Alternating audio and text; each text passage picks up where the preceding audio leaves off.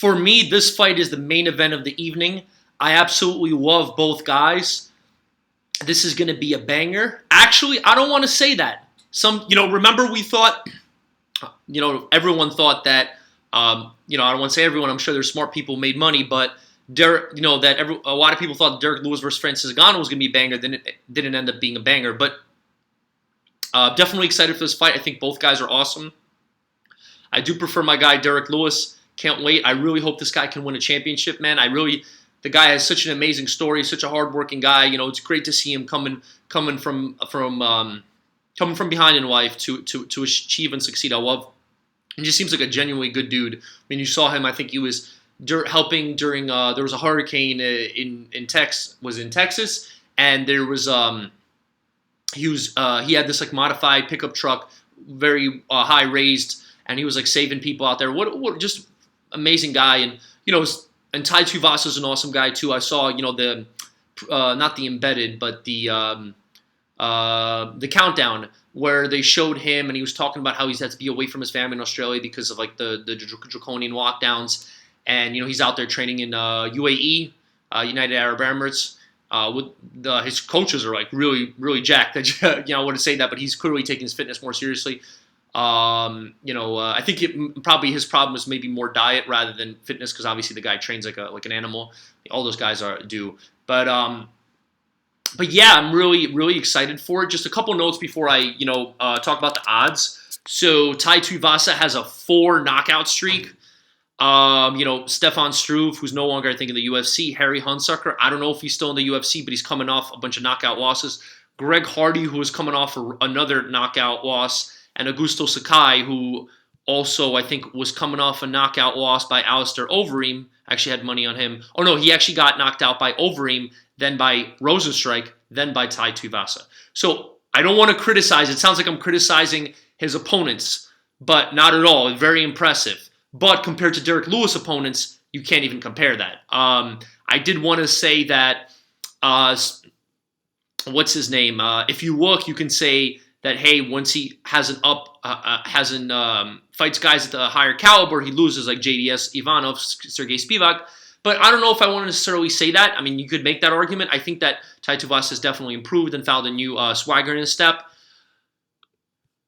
For Derrick Lewis, I'm so happy that he had that one against Chris Daukaus. I'm not going to lie. I'm stupid. I put money on Chris Daukaus. I thought that after that loss by Cyril Gane that he was done, but I'm so happy that I was wrong. I was almost happy losing money watching, Derrick Lewis win by knockout and dancing around. He's such an awesome guy. I think that it was true that he really messed him up in the head, fighting in his hometown. And also Cyril Gane is amazing. And Cyril Gane was like an all-time high confidence. And, but yeah, I'm so happy. I think this guy has a shot of winning the title, and I'm happy that he had a quick turnaround. He fought in December, first round knockout. He's like, you know what? I'm 37 years old. Even though that's not that old for heavyweight, let me turn around and fight again. You know what I mean? I love that about him. I'm hoping that actually, I do love Stipe, but I think that if he beats Ty, I would rather him have the fight, him or Curtis Blades have the fight against John Jones than Stipe, because I don't think it's fair. As much as I love Stipe, it's not fair that he gets knocked out and he sits out and waits for another title shot. I know he's like the greatest UFC heavyweight. I don't think you can compare him to Fedor. The guy had like 10 years unbeaten streak. Stipe is very good, but that's a side note. But I don't think it's fair. I'd rather have Derrick Lewis or Curtis Blades. I think you have to be at least coming off a win, or at least like a close decision loss. I mean, getting knocked out like brutally with your like legs going back and then getting a title shot against John Jones. And yeah, I mean, I don't think it's fair. And it's funny. I actually think that people are going to underestimate Derrick Lewis's ability to beat John Jones.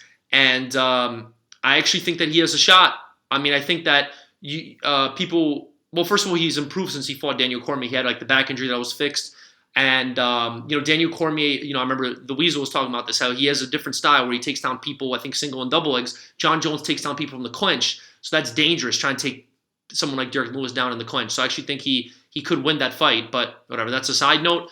All I'm going to say is, as much as I love both guys, I got to go with my man Derrick Lewis. minus 180. I don't think that's necessarily a bad line, but there's a couple other ways you can play it. I actually think if you're ballsy, you can bet Derrick Lewis by decision because Tuivasa has shown the ability to take a shot and come back, although Derrick Lewis hits like no other. I think it could be, I think at plus 700, remember Yanni the Greek was talking about this, you want to take shots at lines that people think are not as likely. You know what I mean? Because everyone, expects him to win by knockout. That's minus 125. But I think that, it might not be a bad idea. Maybe grab him by minus 125. But if you're ballsy, maybe grab him by decision. I also think an interesting play would be taking the over. I know a lot of times I take like the plus over because I feel like Tuivasa has shown a remarkable ability to survive.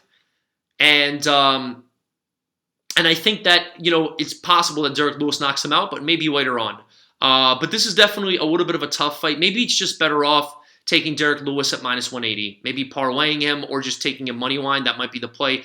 I don't know if I'm comfortable with the over 1.5 because Derrick Lewis can finish the fight anytime. I think it's not a bad play, but I don't know if it's worth it. Maybe it's just taking the safer bet, just grabbing him at minus 180. I do think he wins the fight, and I think he has also more knockout power than Ty. Ty has more of a volume punching, although he does have knockout power. But if you look, most of his knockouts are not necessarily one punch like Derrick Lewis, but kind of volume, and he puts himself at risk a lot of times. And if you put yourself against risk at Derrick Lewis, you might wake up in an ambulance.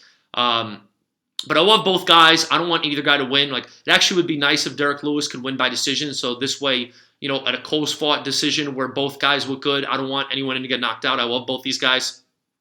But I think it might be just worth Derrick Lewis maybe minus 180. And if you're feeling ballsy, maybe grab him at plus 700 by decision. And yeah, I mean, honestly, I don't see Tuivasa knocking out Derrick Lewis. So maybe Tuivasa by decision, not a blast play, also plus 700. Or you can bet that the fight goes the full distance at plus 380. So that's not a bad play either, if you're feeling ballsy. But, yep, hope you guys enjoyed this video. Please like and subscribe, and I appreciate all the support. Thank you.